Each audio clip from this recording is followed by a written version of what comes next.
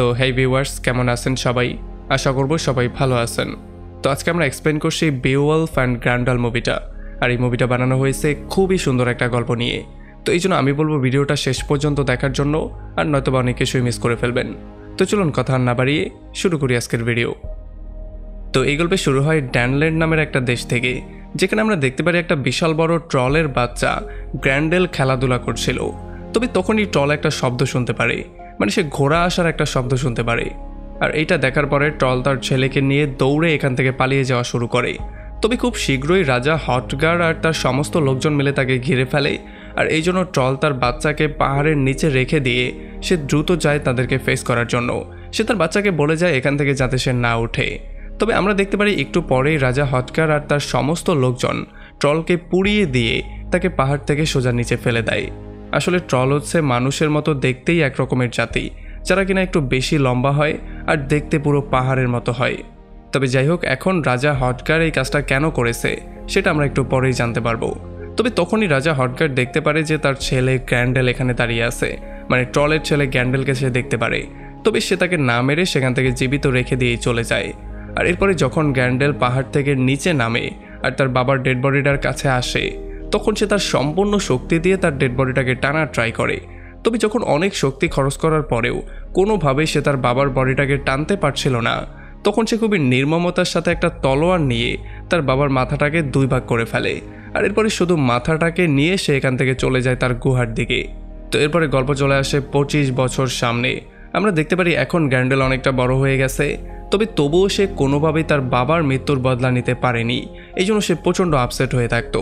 আর তাছাড়া রাজা হটগারের থেকে তার বাবার মৃত্যুর বদলা নেওয়ার জন্য সে সবসময় মুখিয়ে থাকতো। আর এই জন্য যখন সে রাজাকে ফলো করা শুরু করে, তখন সে দেখতে পারে রাজার সমস্ত সৈনিকরা একটা রুমের মধ্যেই জড়সড় হয়ে ঘুমায়। আর এটা দেখার পরে সে বুঝতে পারে যে এখন কি করতে হবে। এই জন্য রাতের বেলায় গিয়ে সে তাদের উপর আক্রমণ করে দেয় আর এক এক করে তাদের সবাইকে শেষ করে দেয়। আর যখন পরদিন সকালবেলা রাজা হটগার আসে, তখন সেই ব্যাপারগুলো দেখার পরে পুরোপুরি শকড হয়ে যায়, কারণ সে বুঝতে পারছিল না এখন করবেটা কি। তার কোনো সৈন্য জীবিত নেই, তার লোকজনও খুবই কম জীবিত আছে। আর তখনই তার একটা পরামর্শক তাকে পরামর্শ দেয় বেওয়ুলফকে ডাকার জন্য। কিন্তু এই বেওয়ুলফটাকে আসলে বেওয়ুলফ হচ্ছে গিয়ে এমন একজন ভয়ঙ্কর যোদ্ধা যে কিনা তাদের পাশের গ্রামেই থাকে, যেটার নাম হচ্ছে গ্র্যান্ডল্যান্ড। সেখানে থেকে সে এমন সমস্ত ফাইট করে যেগুলো সাধারণ মানুষের পক্ষে প্রায় অসম্ভব। সে কাউকে কোনোদিন ভয় পায় না, তার সামনে 100 জন চলে আসলেও সে সবার সাথে ফাইট করে। তবে যাই হোক, এরপরে যখন সেখানের রাজাই খবরটা পেয়ে যায়, তখন সেই রাজা বেওয়ুলফকে বলে যে তোমাকে ডেনল্যান্ডে যেতে হবে, কারণ রাজা হটগার একটু বিপদের মধ্যে আছে, সো তোমার সেখানে গিয়ে তাকে উদ্ধার করতে হবে। আর এই জন্য এরপরে বেওয়ুলফ তার সমস্ত লোকজন নিয়ে নৌকা নিয়ে বেরিয়ে পড়ে ডেনল্যান্ডের দিকে আসার জন্য। তবে যখন সে রাস্তায় ছিল, তখন হঠাৎই পানির মধ্যে থেকে একটা হাত উঠে তাকে ধরার ট্রাই করে। আর এই ব্যাপারটা তার কাছে খুবই অদ্ভুত মনে হয়, সে অদ্ভুত রকমের ফিলিংসও অনুভব করে। তবে তবুও সে এগুলোকে ইগনোর করে দিয়ে সোজা চলে আসে রাজার সেবা করার জন্য। আর তখন এদিকে ডেনল্যান্ডের আরও একটা সৈন্যর মৃত্যু হয়ে যায়। এটার জন্য রাজা হটগারের অবস্থা আরও বেশি খারাপ হয়ে যায়, কারণ সে বুঝতে পারে যে গ্র্যান্ডেল তাদের কাউকে ছাড়বে না। তবুও অনেক কষ্টের পরে যখন সেই সোলজারের শেষকৃত্য করার ট্রাই করে, তখনই এখানে একটা পাদ্রী যার নাম ছাঙ্গা সে চলে আসে। এই পাদ্রী এসে বারবার করে রাজা হটগারকে বলা ট্রাই করে যে তুমি খ্রিস্টান হয়ে যাও, কারণ যদি তুমি একবার খ্রিস্টান হয়ে যাও তাহলে গ্র্যান্ডেল বা কোনো ট্রল কখনোই তোমাকে মারতে পারবে না, তখন ঈশ্বর তোমাকে সাহায্য করবে। কিন্তু তার কথাবার্তার মধ্যে এমন একটা ভাব ছিল যেটা দেখার পরে রাজা হটগার মনে করে যে সে হয়তোবা পাগল। এই জন্য সে তাকে সরাসরি এখান থেকে পাগিয়ে দেয়। আর তখন এদিকে বেয়ারউলফ তার সমস্ত লোকজন নিয়ে যখনই নদীর পাড়ে এসে নামে, তখন এখানে একটা সিপাহী চলে আসে। আর যখন সিপাহী তার আসল পরিচয় পায়, তখন সে সিংহায় ফু দিয়ে সবাইকে জানিয়ে দেয় যে আসলে বেয়ারউলফ আর তার লোকজন চলে এসেছে। তো এরপরে বেয়ারউলফ তার সমস্ত লোকজন নিয়ে সেই অন্তিম সংস্কারের জায়গায় আসে। তবে এখানে আসার পরে সবাই তাকে এই লরা নামের মেয়েটার থেকে দূরে থাকার জন্য বলে, কারণ এখানে সবাই মনে করে যে সে হচ্ছে একজন জাদুকর্ণী, সো সে খুবই ভয়ঙ্কর একটা মানুষ। আর এরপর যখন বেওয়ুলফ তার সমস্ত লোকজন নিয়ে রাজার সঙ্গে মিট করতে যায়, তখন আমরা দেখতে পারি রাজা পাজামা ছাড়াই বাইরে বেরিয়ে চলে আসে। আসলে রাজা এতটাই বিরক্তি হয়ে আছে যে এখন সে পাজামা পরার সময়টা পর্যন্ত পাচ্ছে না। সে এসে বেওয়ুলফের কাছে কান্নাকাটি করা শুরু করে যে প্লিজ আমাদেরকে সেভ করো, কারণ আমাদেরকে এক এক করে সবাইকে মেরে ফেলা হচ্ছে। আর এরপরে সন্ধ্যাবেলায় যখন তাদের আগমনের জন্য একটা পার্টি দেয়া হয়, তখন বেয়ারউলফ তাদের সবাইকে সান্ত্বনা দেয়। সে তাদের সবাইকে বলে যে এখন আর ভয়ের কোনো কারণ নেই, এখন আমরা তার সাথে ফাইট করব আর আপনাদের জায়গায় আমরা মরব। তবে এর একটু পরে সে রাজাকে সাইডে নিয়ে জিজ্ঞেসও করে যে আসলে এমন কোনো ঘটনা কি আছে বা এমন কোনো বিষয় আছে যেটা আমাদের অবশ্যই জানা দরকার। তবে রাজা তাকে তেমন কিছু বলে না। তো এর একটু পরে যখনই গভীর রাত হয়ে যায় তখনই বেওয়ালফ তার সমস্ত লোকজন নিয়ে ওয়েট করা শুরু করে। আসলে সে ওয়েট করছিল গ্র্যান্ডেলের জন্য। আর একটু পরে এখানে গ্র্যান্ডেল চলেও আসে। তবে আমরা দেখতে পারি ছাঙ্গা নামের সেই লোকটা বাইরে প্রেয়ার করছিল। আর গ্র্যান্ডেল তার পেছনে এসে যখনই তাকে একটু শুঙে তখন সে কিছু একটা মনে করতে পারে, এই জন্য সে তাকে কিছু না করে চলে যায় সেই ঘরের সামনে। আর সেখানে গিয়ে সে প্রস্রাব করা শুরু করে। আর এই ব্যাপারগুলো দেখার পরে বেওয়ালফ আর তার সমস্ত লোকজন শকড হয়ে যায় আর তারা সবাই খুবই অ্যালার্ট হয়ে যায়। আর যতক্ষণে তারা এসে দরজাটা খুলে তার উপরে আক্রমণ করতে যেত তার আগেই গ্র্যান্ডেল তার সেচে পানি দিয়ে সেখান থেকে গায়েব হয়ে চলে গেছে। তো এরপরে পরদিন সকালবেলা রাজা আর বেওয়ালফ বাইরে এসে ছাঙ্গাকে জিজ্ঞেস করে যে তোমাকে গ্র্যান্ডেল কেন কিছু করলো না। আর তখন ছাঙ্গা বলে যে আমাকে কিছু করেনি, কারণ আমার গড আমাকে সেভ করে ফেলেছে। আর এই সমস্ত ব্যাপারগুলো শোনার পরে তারাও একটু শকড হয়ে যায়। তবে আসলে গ্র্যান্ডেল তাকে এই জন্য কিছু করেনি কারণ এখন পর্যন্ত সে তার কোনো ক্ষতি করেনি। তো এরপরে বেওয়ালফ তার সমস্ত লোকজন নিয়ে চলে আসে পাহাড়ের উঁচায়। এখানে সে গ্র্যান্ডেলকে ধরার জন্য আসে। তবে এখানে আসার সঙ্গে সঙ্গেই গ্র্যান্ডেল তাদের উপরে এই জিনিসটা দিয়ে আক্রমণ করে। আর এটার জন্য তারা বুঝতে পারে যে আসলে বেওয়ালফ মাথা মোটা কোনো বেকুব না, সে খুবই চালাক একটা লোক, তাকে ফেস করা খুবই কঠিন হবে। তবে এরপরও তারা এগুলোকে ইগনোর করে পাহাড়ের উপরে চলে আসে। তবে তারা দেখতে পারে পাহাড়ের উপরে বরফ আর বরফ জমে আছে। এগুলো দেখার পরে তারা পুরোপুরি শকড হয়ে যায়, কারণ তারা খালি পায়ে এখান দিয়ে যেতে তো পারবে না। এখান দিয়ে যেতে হলে তাদের প্রপার সমস্ত যন্ত্রগুলো লাগবে। এই জন্য ফাইনালি তারা সিদ্ধান্ত নিয়ে ফেলে যে আজকের মতো এখানেই তারা শেষ করবে। তবে কালকে জার্নিটা তারা এখান থেকেই স্টার্ট করবে। তারা সমস্ত যন্ত্রপাতি নিয়ে আসবে আর কালকে এই বরফগুলো পার করবেই করবে। আর তখন এদিকে গ্রামের মধ্যে আমরা দেখতে পারি ছাঙ্গা নামের সেই পাদ্রী এক এক করে সবার ধর্ম পরিবর্তন করে দিচ্ছিল, কারণ গ্রামের সবাই মনে করছিল যে যদি তারা খ্রিস্টান হয়ে যায় তাহলে সেই ট্রল তাদেরকে মারবে না। আর এই জন্য পাদ্রী এক এক করে তাদের সবাইকে এনে পুকুরে চুপ দিয়ে দিয়ে তাদের সবাইকে খ্রিস্টান বানিয়ে দিচ্ছিল আর তাদের সবাইকে ঈশ্বরের উপর ভরসা করতে বলছিল। যদিও এই সমস্ত ব্যাপারগুলো দেখার পরে রাজার একটু খারাপও লাগে, তবে সে তাদের কাউকেই আটকায় না, কারণ সে বিশ্বাস করে যে যদি কেউ তার ধর্ম চেঞ্জ করে ফেলে তার মানে এইটা দাঁড়ায় যে সে কখনোই তার ধর্মে বিশ্বাসই করতো না, সে শুরু থেকেই তার ধর্ম নিয়ে সংশয়ে ছিল। তো এর একটু পরে যখন বেওয়ালফ গিয়ে লরার সাথে মিট করে তখন লরা একটা ভবিষ্যৎবাণী করে। সে বলে যে যদি তুমি গ্র্যান্ডেলকে মেরে ফেলো তাহলে আমার দেশ আর তোমার দেশ দুইটার জন্যই সবচেয়ে ভয়ঙ্কর হবে, কারণ সেই আমাদেরকে অনেক দিক থেকে সেভ করছে। আর তাছাড়া এখানের লোকজন তার সাথে যে আচরণ করেছে সেটার বিরুদ্ধে সে যা করছে সেটা তো খুবই কমই। তবে এত কিছু বলার পরেও আমরা দেখতে পারি সে তাকে পুরো গল্পটা বলে না। তো এর একটু পরে যখন বেওয়ালফ গিয়ে রাজার সাথে মিট করে তখন সে রাজাকে কোয়েশ্চেন করে যে এখন পর্যন্ত কি এই ট্রল কোনো বাচ্চা, বৃদ্ধ বা মহিলাকে খুন করেছে? তখন রাজা বলে যে না, এমন কাউকে খুন করেনি। তো এইটা শোনার পরেই বেওয়ালফ বুঝতে পারে যে ট্রলের মন পুরোপুরি পরিষ্কার, সে এমন কাউকে খুন করে না যে নিরপরাধ। তবে সে এই ব্যাপারটাই বুঝতে পারছে না যে ট্রল শুধু পুরুষদেরকেই কেন খুন করছে, আর তাছাড়া এই ব্যাপারগুলো শুরুটাই হয়েছিল কোথা থেকে। তবে এইটা শোনার পরে রাজা প্রচণ্ড রাগ করে আর সে উল্টো তার উপরেই চিল্লাচিল্লি করা শুরু করে। সে বলে যে তোমার গিয়ে গ্র্যান্ডেলকে খুন করা উচিত, নাকি এই সমস্ত ব্যাপারগুলোতে সময় নষ্ট করা। তবে তখনও বেয়ারউলফের মনের মধ্যে শুধু লড়াই ঘুরছিল। এই জন্য সে পরদিন সকালবেলা চলে আসে আবারও লরার সাথে মিট করতে, আর তাকে বলে যে তুমি কি আমার ভবিষ্যৎটা বলতে পারবে? এইটা শোনার সঙ্গে সঙ্গেই লরা তাকে তার ঘরের মধ্যে নিয়ে আসে আর এই সমস্ত হাড্ডি মাড্ডি দিয়ে কিছু মন্ত্রফন্ত্র পড়ে সে যখনই কিছু একটা বলার ট্রাই করছিল তখনই বেয়ারউলফ বাইরে থেকে একটা শব্দ শুনতে পারে। আর যখন সে বাইরে দৌড়ে এসে চেক করে তখন সে দেখতে পারে গ্র্যান্ডেল এখান থেকে দৌড়ে পালিয়ে যাচ্ছে। আর এটা দেখার পরে সে তাকে ফলো করা শুরু করে। তবে অনেকক্ষণ ফলো করার পরে গ্র্যান্ডেল ঘোড়া থেকে নেমে একটা পাহাড়ের উপরে উঠে পড়ে, যেখানে কিনা বেয়ারউলফ উঠতেই পারছিল না। আর তখন উপর থেকে গ্র্যান্ডেল তাকে কিছু একটা বলা শুরু করে, যেটাকে কিনা ট্রান্সলেট করে লরা তাকে শুনিয়ে দেয়। আসলে সে বলছিল যে তোমাকে আমি কখনোই মারব না, কারণ তুমি এই শহরের না। তবে তখন বেয়ারউলফ বলে যে আমি এই শহরেই বাস করি, আর তাছাড়া আমার জন্মটা এই শহরেই হয়েছিল, যার মানে আমি এই শহরেরই। আর এটা শোনার পরে গ্র্যান্ডেল তার উপরে ছোট্ট একটা পাথর দিয়ে আক্রমণ করে সেখান থেকে পালিয়ে চলে যায়। আর তখন লরাও তাকে বুঝিয়ে বলার ট্রাই করে যে তুমি চিন্তা করো না, সে তোমার কোনো ক্ষতি করবে না, কারণ তুমি তার কোনো ক্ষতিই করনি, সো সে তোমার কেন ক্ষতি করবে। তবে এগুলোর জন্য বেয়ারউলফ আরও বেশি কিউরিয়াস হয়ে যায়। এই জন্য সে লরাকে জিজ্ঞেস করে যে আসলে সে তোমার ঘরের কাছে কি করছিল। তখন লরা তাকে বলে যে আমি নিজেই চাইতাম যে সে আমার ঘরের কাছে থাক, কারণ সে যদি আমার আশেপাশে থাকে তাহলে এই শহরের যত লুচ্চা লাফাঙ্গা আছে তারা কখনোই আমার কোনো ফায়দা নিতে পারবে না, তারা আমার কোনো ক্ষতিই করতে পারবে না। আর এই ব্যাপারগুলো শোনার পরে বেয়ারউলফও পুরোপুরি শক্ট হয়ে যায়। এই জন্য সে দ্রুত চলে আসে রাজার সাথে মিট করতে। বেয়ারউলফ রাজাকে বলে যে আমার মনে হয় না গ্র্যান্ডেল আমি থাকতে আপনার উপরে আক্রমণ করবে, কারণ সে ওয়েট করছে কখন আমরা চলে যাব। আর এগুলো শোনার পরে রাজাও প্রচণ্ড শক্ট হয়ে যায়। সে বলে যে এটা তো আমি আগে জানতাম না, আর তোমরা কতদিন আছো সেটা আমাকে বলো। আসলে আমরা বুঝতে পারি যে রাজা এই ব্যাপারগুলো আগে থেকেই জানতো, তবে সে এমন একটা ভং ধরছে যেন সে এগুলোর কিছুই জানে না। আর তাছাড়া গ্র্যান্ডেলের সাথে সে কী করেছিল সেগুলো সে নিজে তো এমনিতেও জানে। তো এই জন্য একটু পরেই গিয়ে সে ছাঙ্গার সাথে দেখা করে তার নিজের ধর্মটাও চেঞ্জ করে ফেলে, কারণ এখন তারও বিশ্বাস হয়ে গেছে যে যদি সে খ্রিস্টান ধর্ম নেয় তাহলে হয়তোবা তার কোনো ক্ষতি হবে না। আর তখন এদিকে যখন বেয়ারউলফ রাস্তা দিয়ে যাচ্ছিল তখন সে দেখতে পারে কিছু ছেলে মেয়ে একটা পাগলকে ধরে পেটাচ্ছে। আসলে তাদের অভিযোগ ছিল যে এই পাগলের জন্যই সেই ট্রলগুলো এই শহরের মধ্যে আসতে পেরেছে, আর এখন তারাই এক এক করে মানুষদেরকে মারছে। আর এখন যেহেতু এই লোকটার সাহায্য বেয়ারউলফ করেছে, এই জন্য এর প্রতিদান দেওয়ার জন্য এই লোকটা বলে যে যদি আপনি চান তাহলে আমি গ্র্যান্ডেলের গুহাটা আপনাকে দেখাতে পারি। তবে তখন বেয়ারউলফ বলে যে এতদিন তাহলে তুমি কেন দেখাওনি? তখন সে বলে যে এতদিন তো আমি আর খ্রিস্টান হইনি, এখন যেহেতু আমি খ্রিস্টান হয়ে গেছি এখন আমি চাইলে তাকে দেখাতেই পারি, কারণ গড আমাকে সেভ করে ফেলবে।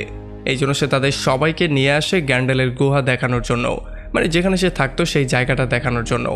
এখন এই জায়গাটা হচ্ছে গিয়ে অনেক নিচু একটা জায়গা, যেখানে নামতে হলে তাদের একটা রশির দরকার পড়বে। এই জন্য ফাইনালি তারা সিদ্ধান্ত নেয় তারা কালকে আবারও এখানে রশি নিয়ে ব্যাক করবে আর কালকে এসে গ্র্যান্ডেলকে শেষ করে দিবে। তবে এখন যাওয়ার আগে তাদের একটা সোলজার গ্র্যান্ডেলের সেই গুহার মধ্যে প্রস্রাব করে দেয়, যাতে করে গ্র্যান্ডেল এসে বুঝতে পারে যে আসলে তারা তাকে খুঁজে বের করে ফেলেছে আর কালকেই তার খেলা শেষ। আর এই সমস্ত ব্যাপারগুলো করার পরে যখন তারা হাসি খুশিভাবে এই রাস্তাটা পার করছিল তখনই রাস্তায় পানির মধ্য থেকে হঠাৎই একটা হাত এসে সেই লোকটাকে টেনে নেওয়া যাওয়ার ট্রাই করে যেই লোকটা সেখানে প্রস্রাব করেছিল। আর এই ব্যাপারটা দেখার পরে তারা সবাই পুরোপুরি শক্ট হয়ে যায়, তবে কোনো রকমে তারা এই লোকটাকে সেভ করে ফেলে। তবে পরদিন সকালবেলা তারা দেখতে পারে যে যেই লোকটা গ্র্যান্ডেলের গুহা পর্যন্ত তাদেরকে নিয়ে গিয়েছিল সেই লোকটার একটা নির্মম মৃত্যু হয়েছে। এগুলো দেখার পরে তারা প্রচণ্ড রাগ করে, আর রাগের মাথায় তারা রশি নিয়ে গিয়ে তার গুহার মধ্যে ঢুকে পড়ে, আর সেখানে তারা সব কিছু তছনছ করে দেয়। সেখানে তারা দেখতে পারে অনেকগুলো মানুষের হাড্ডি মাংস পড়ে আছে, অনেকগুলো সিপাহীর অস্ত্র পড়ে আছে, তাছাড়া তাদের জামা কাপড়ও এখানে পড়ে আছে। তবে একটা সোলজার যখন তার বাবার মাথাটা পেয়ে যায় তখন প্রচণ্ড রাগের মাথায় সেই মাথাটাকে টুকরো টুকরো করে ফেলে। যদিও এগুলো দেখার পরে বেয়ারউলফের একটু অন্যরকম লাগছিল, তবে তবুও সে তাদের কাউকে থামায় না। আর এরপর এখানে সমস্ত কিছু ভাঙচুর করার পরে বেয়ারউলফ দ্রুত চলে আসে লরা নামে সেই মেয়েটার কাছে, যাতে করে সে তার কিছু সাহায্য করতে পারে। তবে যখন সে তাকে না করে দেয় তখন সে তাকে বেঁধে ঘোড়ার উপরে চড়িয়ে সোজা পাহাড়ের উপরে নিয়ে আসে, আর তার উপরে একটু টর্চার করার ট্রাই করে। সে এটা এই জন্য করছিল যাতে করে তাকে এমন অবস্থায় দেখার পরে গ্র্যান্ডেল তাকে সেভ করতে চলে আসে। তবে যখন গ্র্যান্ডেল এখানে আসে না তখন সেও লরাকে ফ্রি করে দেয় আর তাকে সরি বলে সেখান থেকে বেরিয়ে চলে যায়। আর এদিকে যখন রাতের বেলায় গ্র্যান্ডেল তার গুহার মধ্যে আসে তখন সে দেখতে পারে এখানে সমস্ত কিছু তছনছ করে দেওয়া হয়েছে, তার বাবার মাথাটাকেও টুকরো টুকরো করে ফেলা হয়েছে। এগুলো দেখার পরে তার প্রচণ্ড রাগ চলে আসে, এই জন্য আবারও সে প্রমিস করে ফেলে যে এই সমস্ত কিছুর বদলা সেই সোলজার থেকে অবশ্যই নেবে। এই জন্য সে চলে আসে সেই সোলজারদেরকে মারার জন্য। এখানে যখন সবাই ঘরের মধ্যে ঘুমাচ্ছিল তখন গ্র্যান্ডেল প্রথমেই সেই বাইরে পাহারা দেওয়া লোকটাকে খুন করে, আর এরপর সে চলে আসে ঘরের মধ্যে তাদের সবাইকে মারার জন্য। এখন তাকে দেখার পরেই সমস্ত সোলজাররা তার উপরে আক্রমণ করে দেয়, আর গ্র্যান্ডেলও প্রচণ্ড সাহসিকতার সাথে এক এক করে তাদের সবাইকে পেটানো শুরু করে। সে পেটাতে পেটাতে সেই লোকটাকে ধরে ফেলে যেই লোকটা তার বাবার মুন্ডুটাকে দুই টুকরো করেছিল, আর এই জন্য সে তাকে ধরে সেখানেই মেরে ফেলে। আর এরপরে সবাইকে আধমরা করে যখন সে সেখান থেকে পালিয়ে যাওয়ার ট্রাই করে তখন বারবার করে বেয়ারউলফ তাকে থামিয়ে দেওয়ার ট্রাই করে, যেখান থেকে বারবার করে গ্র্যান্ডেল পালিয়ে তো যাচ্ছিল, তবে একটা সময় যখন সে লাফ দিয়ে বাইরে চলে আসে তখনই সে একটা ফাঁদের মধ্যে আটকা পড়ে। আসলে এই ফাঁদের মধ্যে তার হাতটা একটা রশির মধ্যে আটকা পড়ে যায়। এই জন্য যেহেতু এখন গ্র্যান্ডেল চায় না তাদের হাতে ধরা দিতে, এই জন্য সে তার পুরো হাতটা সেখানে কেটে দুই টুকরো করে হাত ছাড়াই সেখান থেকে দৌড়ে পালিয়ে যায়। আর পালাতে পালাতে সে যখন সমুদ্রের পাড়ে চলে আসে তখন এই সমস্ত যন্ত্রণার রক্তক্ষরণের জন্য সে একটা বীরত্বের মৃত্যু সেখানে পায়। সে তার বাবার মৃত্যুর বদলা তো নিতে পারেনি, তবে যেই লোকটা তার বাবার মুন্ডু দুই টুকরো করেছে সেই লোকটাকে সে অবশ্যই শেষ করে দিয়েছে, আর এই জন্য খুবই শান্তির একটা মৃত্যু সে সেখানে নেয়। তারপরে পরদিন সকালবেলা রাজাকে বেয়ারউলফ বলে যে গ্র্যান্ডেল যখন আমাদের উপরে আক্রমণ করেছে তখন আমার কোনো লোককে সে কিছু করেনি, শুধুমাত্র সেই লোকটাকেই সে মেরেছে যেই লোকটা তার বাবার মুন্ডুটাকে দুই টুকরো করেছিল। আর এগুলো শোনার পরে রাজাও তাকে বলে যে আসলে গ্র্যান্ডেল আমাদের পেছনে এই জন্য লেগে আছে কারণ একটা সময় তার বাবাকে আমরা খুন করেছিলাম। তার বাবা আমাদের এখান থেকে একটা মাছ চুরি করে নিয়ে গিয়েছিল, আর এই জন্য রাগের মাথায় এসে ফাইনালি আমরা তাকে শেষ করে দিয়েছিলাম। আর এগুলো শোনার পরে বেয়ারউলফও পুরোপুরি শক্ট হয়ে যায়। সে চিন্তা করে এই শালা কেমন রাজা যে কিনা শুধু একটা মাছের জন্য একটা মানুষকে খুন করে ফেলতে পারে। আর এরপরে যখন তারা সমুদ্রের পাড়ে গিয়ে চেক করে তখন তারা সমুদ্রের পাড়ে গিয়ে জানতে পারে যে গ্র্যান্ডেলের মৃত্যু হয়ে গেছে। আর এই জন্য তারা সবাই ফুর্তি করা শুরু করে। আর তার যেই কাটা হাতটা ছিল সেটাকে ওয়ার্ল্ড কাপের ট্রফির মতো তারা সাজানো শুরু করে। আর এই সমস্ত ব্যাপারগুলো থেকে বিরক্ত হয়ে বেয়ারউলফ সেখান থেকে বেরিয়ে চলে আসে লরার কাছে। তবে সে দেখতে পারে লরা এখানে কান্না করছে কারণ গ্র্যান্ডেলের মৃত্যু হয়ে গেছে। আর যখন সে তাকে জিজ্ঞেস করে এটার কারণ তখন লরা তাকে বলে যে একদিন রাতের বেলায় গ্র্যান্ডেল আমার রুমে এসেছিল আর সে জোর করে আমার সাথে সেক্স করার ট্রাই করেছিল। তবে যখন আমি তাকে বারবার করে আটকানোর ট্রাই করছিলাম তখন তার মনের মধ্যে কিছু একটা জাগে আর সেই ব্যাপারটা বুঝতে পারে। এই জন্য সে প্রমিস করে বলে যায় যে সে আর কখনোই আমার এখানে আসবে না আর কখনোই আমাকে বিরক্ত করার ট্রাই করবে না। আর সে তার ওয়াদা পালনে এতটাই সৎ ছিল যে পরবর্তীতে কখনোই সে আমার সাথে এগুলো করার ট্রাই করেনি, কখনোই আমার সামনে সে আসেনি। তাছাড়া সে দূর থেকে সবসময় আমাকে প্রোটেকশন দিত, সে গ্রামের এই অসৎ মানুষগুলো থেকেই আমাকে বাঁচাতো। কিন্তু এখন যেহেতু গ্র্যান্ডেলের মৃত্যু হয়ে গেছে এখন তাকে আর প্রোটেকশন দেওয়ার মতো কেউই নেই। আর যখন বেয়ারউলফ এই সুযোগটা পায় তখন সে লরার কাছে যাওয়ার ট্রাই করে। যদিও প্রথমে লরা তাকে একটা চড় মারে তবে পরবর্তীতে সে তার সাথেই শুয়ে পড়ে। এখন সে এমনটা কেন করে সেটাও আমরা একটু পরেই জানছি। আর তখন এদিকে আমরা দেখতে পারি পানির মধ্য থেকে একটা সি হ্যাক বেরিয়ে আসে। আসলে এটা হচ্ছে গিয়ে সেই সি হ্যাক যেটা কিনা পানির মধ্য থেকে মানুষকে টানতো। আর যখন সে উপরে আসে তখন প্রথমে সে সাঙ্গার 12টা বাজিয়ে দেয় আর এরপরে সে চলে যায় পার্টিতে এন্ট্রি নেওয়ার জন্য। পার্টিতে যাওয়ার পরেই সে এক এক করে সবাইকে মারা শুরু করে কারণ আসলে তার গ্র্যান্ডেলের সেই হাতটা দরকার।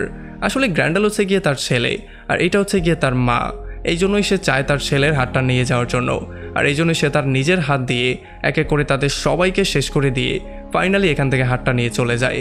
তবে এই সমস্ত ব্যাপারগুলো এই মেয়েটা দেখছিল যে কিনা এগুলো দেখার পরে দৌড়ে চলে আসে লরার বাড়িতে তাকে এই সমস্ত ব্যাপারটা বলার জন্য। কিন্তু লরা এটা দেখার পরে দ্রুত তাকে সেখান থেকে পাঠিয়ে দেয় যাতে করে এখন বেয়ারউলফ তাকে দেখতে না পারে। আর তখন এদিকে যখন রাজা এই অবস্থাটা দেখতে পারে তখন সে পুরোপুরি শক্ট হয়ে যায় কারণ সে বুঝতেই পারছিল না এই কাজটা আবার কে করে গেল। কারণ তারা তো গ্র্যান্ডেলকে শেষ করে দিয়েছিল, এখন গ্র্যান্ডেলের পরে এখানে আবার কে চলে আসলো। আর যখন পরদিন সকালবেলা তারা অ্যাকশন নেয়ার জন্য চারপাশে খোঁজাখুঁজি করা শুরু করে তখন এখানে একটা মাথা দেখার পরে তারা বুঝতে পারে যে আসলে কেউ একজন গ্র্যান্ডেলের মৃত্যুর বদলা নিয়েছে, তাদের থেকে গ্র্যান্ডেলের হাতটাও সে নিয়ে নিয়েছে।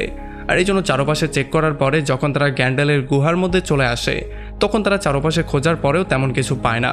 তবে এখানে তারা একটা ফুটো পেয়ে যায় যেখান থেকে ঝর্ণার পানিগুলো নিচে নামছিল। আর এই জন্য বেয়ারউলফ তার সমস্ত কবচগুলো খুলে ফাইনালি পানির মধ্যে ঝাঁপিয়ে পড়ে যাতে করে সেই ফুটো দিয়ে পানির অন্য সাইডে চলে আসতে পারে।